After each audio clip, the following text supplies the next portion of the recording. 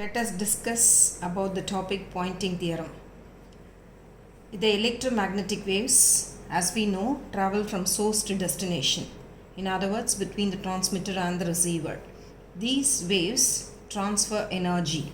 The relationship between the energy transfer and the electric and the magnetic fields can be defined by the Poynting theorem. By definition of this Poynting theorem, let us define the electric field intensity along the x direction as E equal to Ex of Ax vector and the magnetic field intensity H equal to Hy of Ay vector, such that the Poynting vector is defined by the vector product of E and H as P is equal to E cross H, that is Ex of Ax vector cross Hy of Ay vector, which is equal to Pz of Az vector, which means that the wave is propagating along the z direction. According to Maxwell's equation, del cross H is equal to J plus dou D divided by dou T from the Ampere's circuital law. From the equation 1, 2 is redefined as J is equal to del cross H minus dou D by dou T. To modify this equation, let us take the dot product of both sides of the equation using the electric field intensity, such that the equation is defined as number 3, E dot J equal to E dot of del cross of H minus E dot of dou D by dou T. But by definition of the vector identity, E dot del cross H is redefined as H dot of del cross of E minus del dot of E cross of H. Let us name this equation as number 4.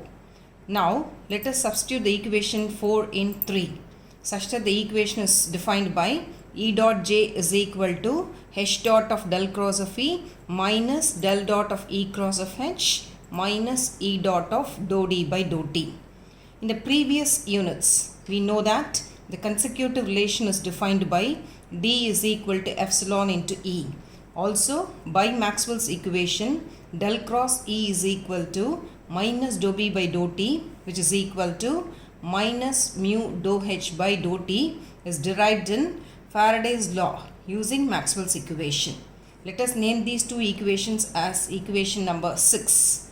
Substitute equation 6 in 5, such that the equation is modified as E dot J equal to H dot of minus mu dou H by dou T minus del dot of E cross of H minus E dot of epsilon dou E by dou T.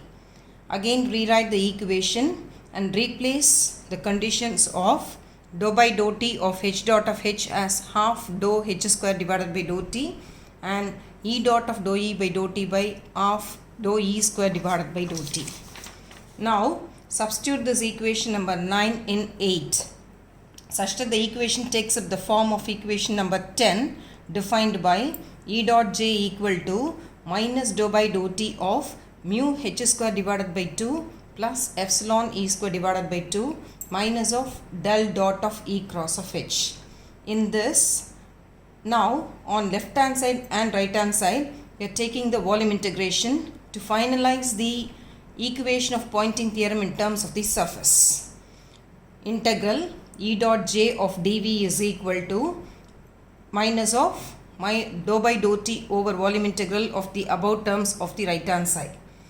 In the right hand side, the second term is defined in terms of the Poynting theorem. So replace this term using the divergence theorem, such that the final equation takes up the form of integral E dot J of dV is equal to minus of dou by dou T mu H square divided by 2 plus epsilon E square divided by 2 of dV minus integral over surface E cross of H ds.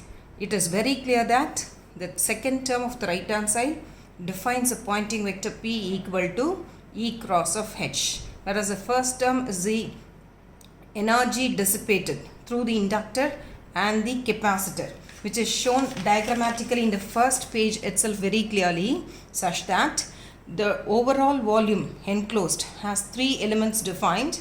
One is a resistive element defining the ohmic losses, a capacitor which defines a stored electrical energy and an inductor which defines a stored magnetic energy. So this equation, which is called as a Poynting theorem, defines P is equal to E cross H, is proved.